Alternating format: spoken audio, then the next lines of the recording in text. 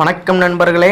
இன்னைக்கு காலையில் எழுந்திரிச்சு சொன்னேன் நம்ம காக்கா மாமாவுக்கு ஒரு உணக்கத்தை போட்டுவிட்டு இந்த பக்கம் பார்த்தா நம்ம கருவேப்பிலுக்கு இருந்தாங்க, அவங்களுக்கு ஒரு உணக்கத்தை போட்டுவிட்டு இந்த பக்கம் நம்ம காவக்கார பையன் காவுக்காவும் கத்திக்கிறேன். அவனுக்கு ஒரு உணக்கத்தை போட்டுவிட்டு காலை உணவு முடிச்சுட்டு வேலைக்கு கிளம்பியாச்சு. அப்புறமா வேலைக்கு போயிட்டு மதிய உணவு முடிச்சுட்டு நம்ம ஓசியில் ஏசி வாங்க வந்த இடம் தான் இது. கரடி மாமா பிக்கச்சு பையெல்லாம் நம்மளுக்கு வாங்கன்னு உள்ள வரவேற்றுக்கு இருந்தாங்க. சரின்னு உள்ள போனால் 3 டைனோசர் பயிலுங்க நம்மளை முறைன்னு முறைச்சிக்கிட்டே இருந்தாங்கப்பா, விடாமல் முறைச்சிக்கிட்டே இருந்தாங்க.